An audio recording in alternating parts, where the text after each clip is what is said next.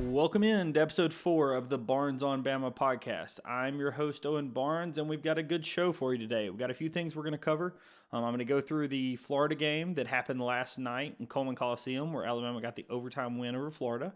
Then I'm going to talk about the upcoming Kentucky game. There's some players that are going to be missing, one for suspension and potentially 2 for injury, one for each team. We'll talk about that and what impact that might have on the game.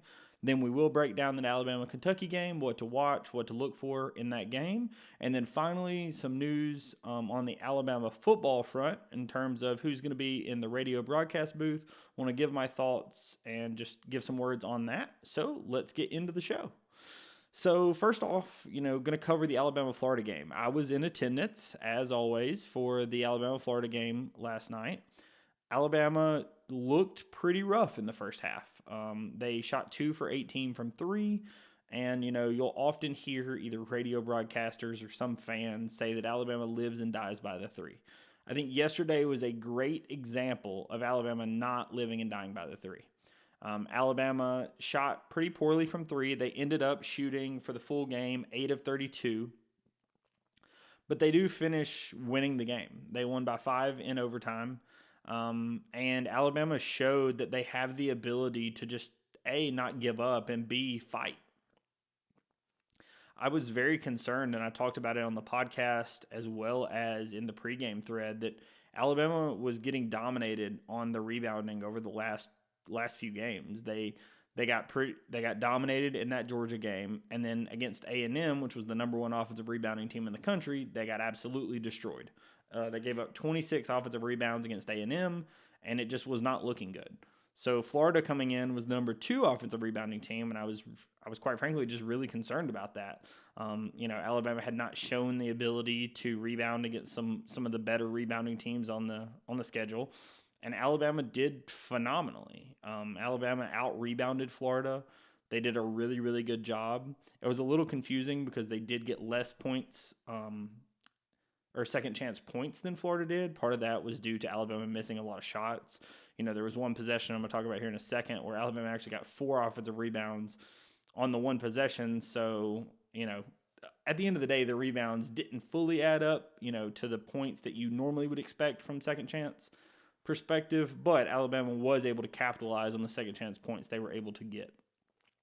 So in that game, for me, some of the biggest key takeaways were Alabama, they fought. They didn't give up. Nate Oates talked about it in the post game that they referenced that Alabama-Georgia game, on the road that I mentioned earlier, where this is, we've been behind. We've had a game where we weren't shooting well, and here's how we were able to win it, right? We were able to win it by, fight, rebound, play your position, do your job, and, you can fight back.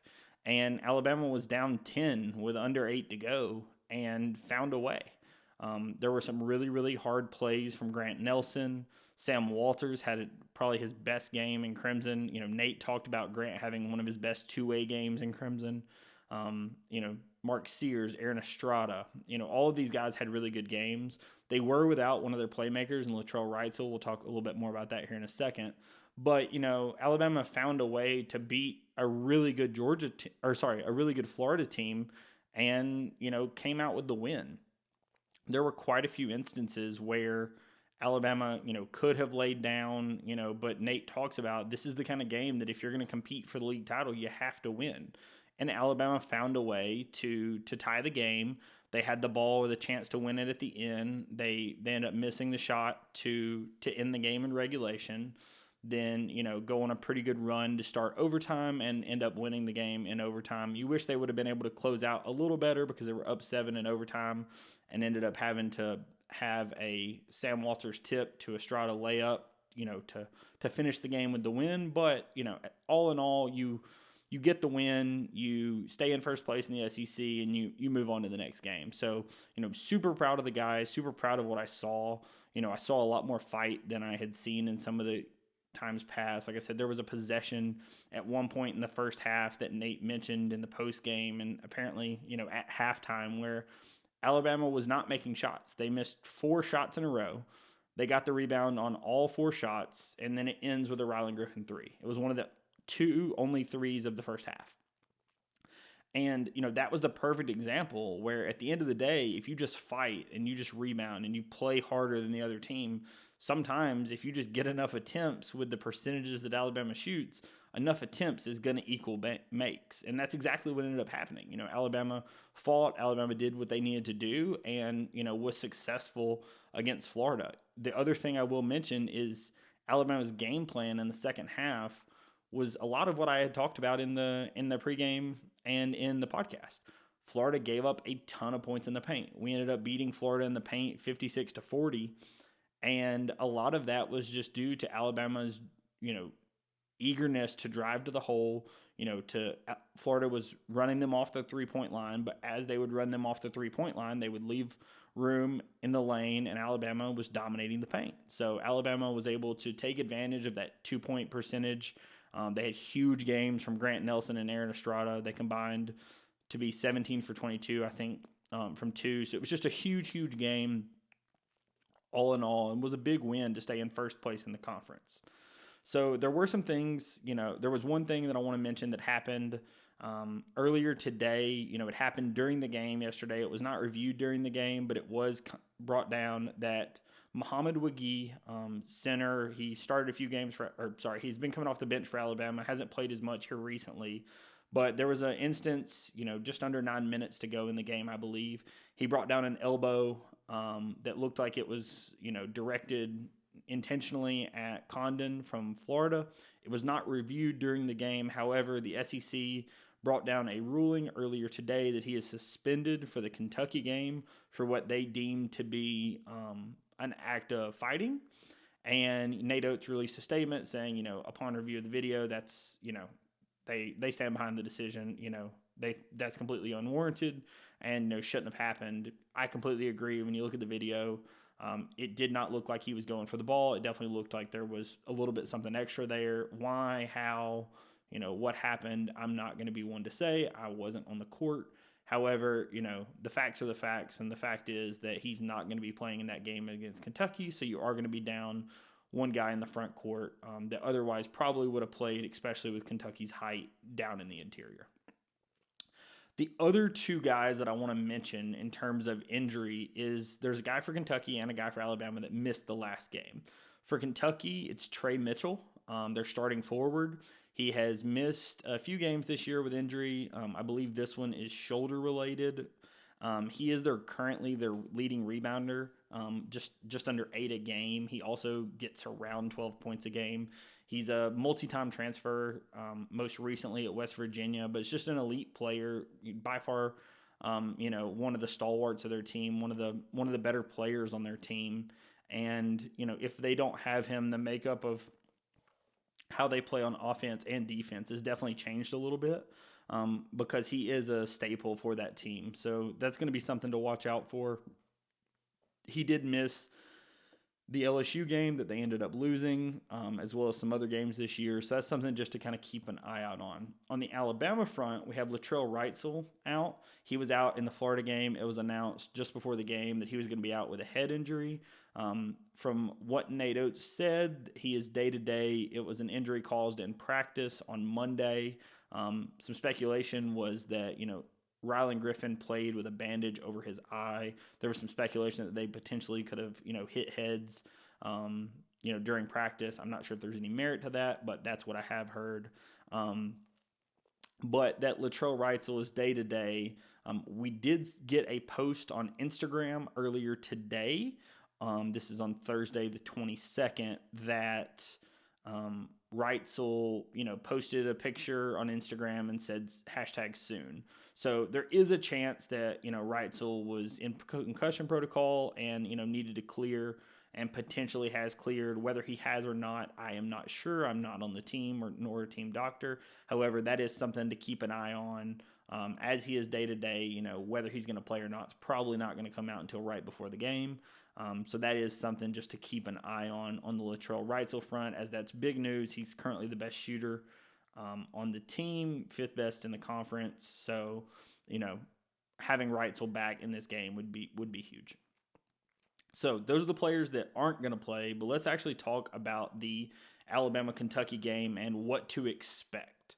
So Kentucky this season is playing a little bit different style than they have played under Calipari in the past.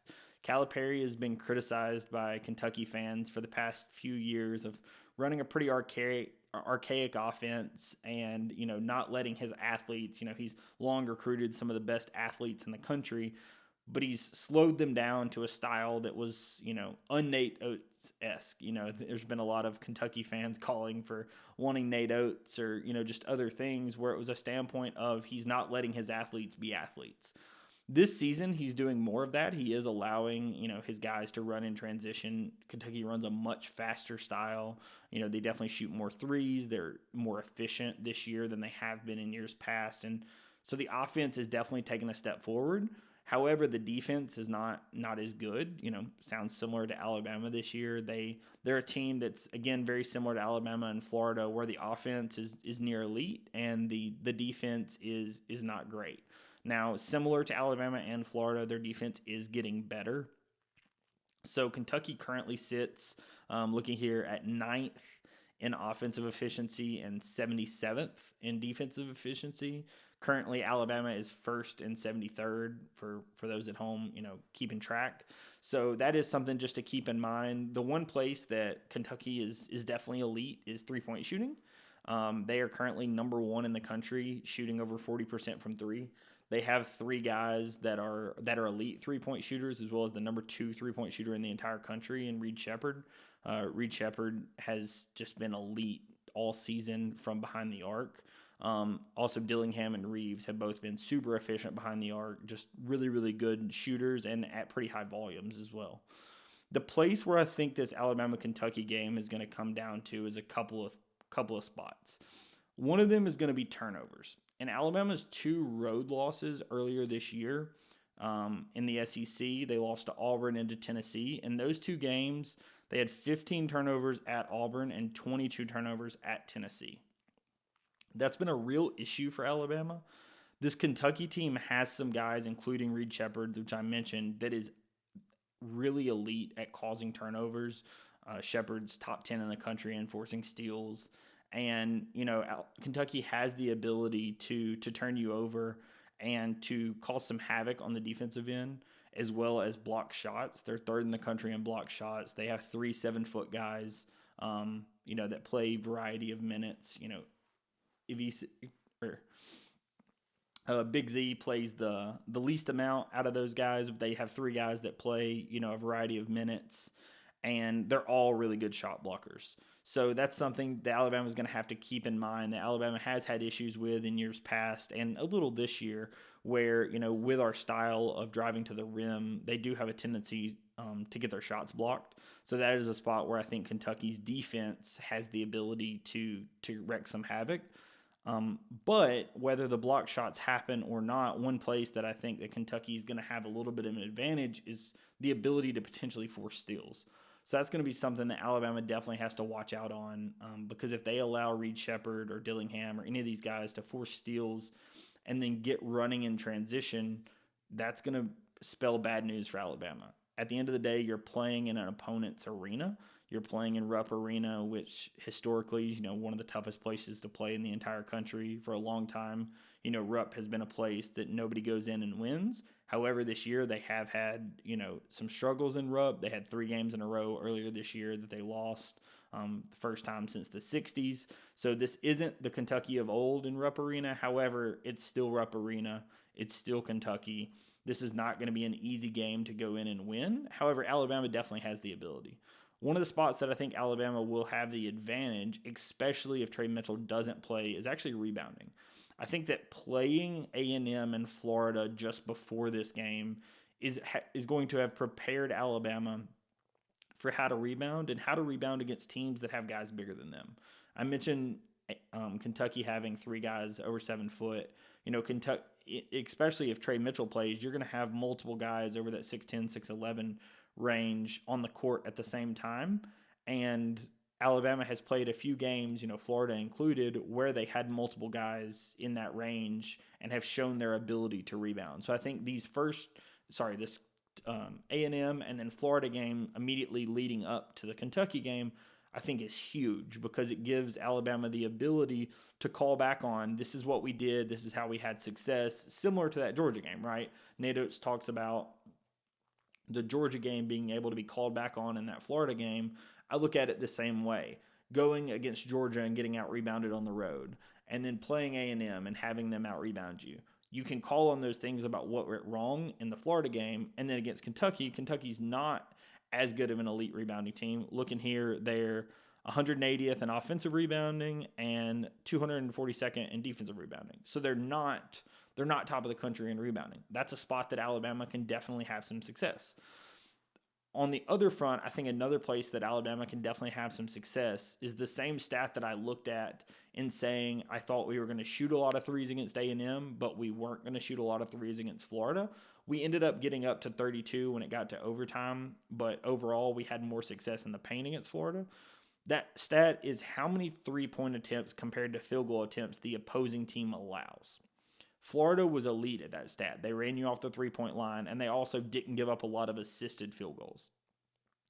Kentucky is much more like LSU or A&M is in that stat. They give up about 41% of the opponent's shots to be from three-point range, and they allow about 54% of the shots to be assisted.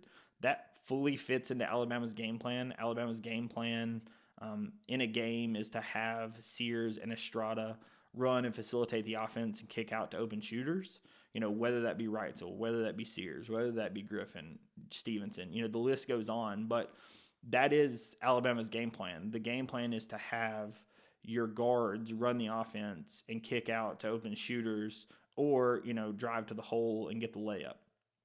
So with that being part of the game plan, I think that Kentucky's style of how they play defense, not running teams off the line, and allowing assists on those buckets, I think that plays into how Alabama likes to play.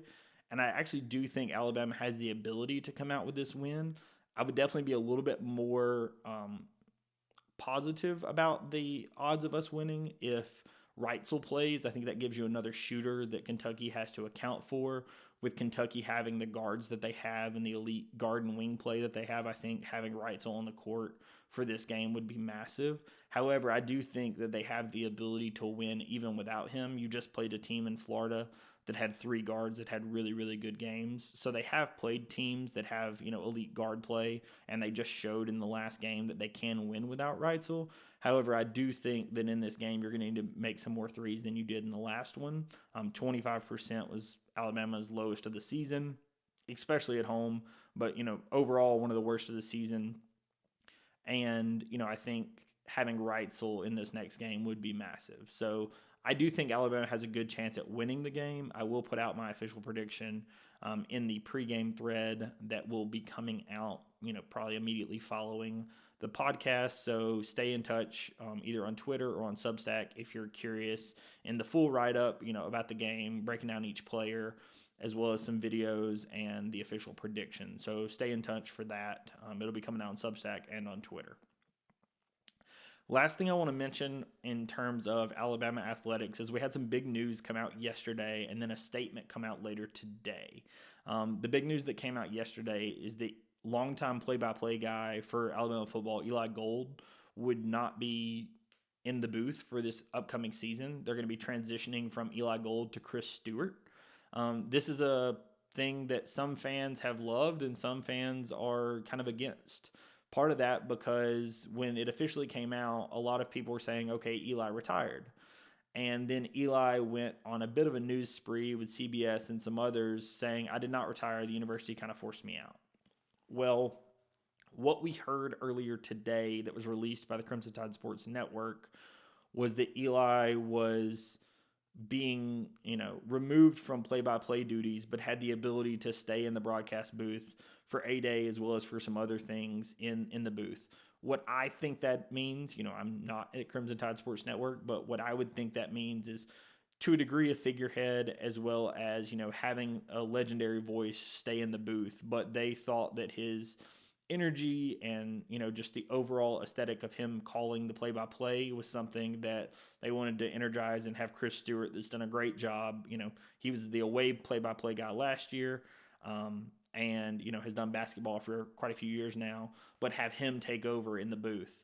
So I completely understand where the university and the sports network were coming from in wanting to make that transition. One thing I will say is Gold came out with a statement saying that he was wanting to continue broadcasting for the next decade or so. I don't think that was fully in reality. I don't think that that was realistic for him to have expected that he was going to be able to continue doing the play-by-play for the next 10 years. I do know that he's a legend and has been doing the job, exceptionally well for a long time. However, I just don't think overall him continue to do the job for the next 10 years is something that was actually, within reason. If a lot of fans have pointed to the 4th and 31 call that happened. He was on the one road game he went to this past year was the Auburn game, and the 4th and 31 call had next to no enthusiasm, and it just didn't have the same level of energy that you would expect from a radio broadcast. Part of that's going to be Eli's age. Part of that may have been the health scares. I'm not going to point and say what caused that. But I will say that it does make some sense to me that the university and the sports network decided to make the change to go to Chris Stewart. Obviously, it's a good as time as any. The fact that, Eli called what was going to be Saban's last games, and, now with the new coach, you're moving over to Chris Stewart. So, I'm completely okay with the move. I think that the move was warranted. I'm not on the side of the fan base that's just up in arms. I think that there was a conscious effort to try to retain him as a pseudo figurehead, similar to how Game Day has done with Lee Corso. But, if that's not something he was open to doing and he wanted to just step down be forced out, I guess, instead of, being that figurehead, then, so be it. So, we move on and Chris Stewart takes over. He's a legend in the game. For anybody that doesn't know, he's been calling baseball and basketball and stuff for the university for many years. And he's as good as they come. So that is all on that front, and that is all for the podcast today. So if anybody is curious about anything, wants to have any comments with me, please feel free to shoot me a DM on Twitter, message me, shoot a comment on Substack, YouTube, however you listen or read any of my content. Please stay subscribed, and if anybody wants me to write any specific long-form articles, I will, write some more about basketball, football, and probably some additional sports as well as these seasons continue to go on. And I plan to follow the teams as far as they make it. So if anybody is curious, please subscribe, like, and follow on whatever platform is you're choosing. And thank you so much for listening. Have a good day. Peace.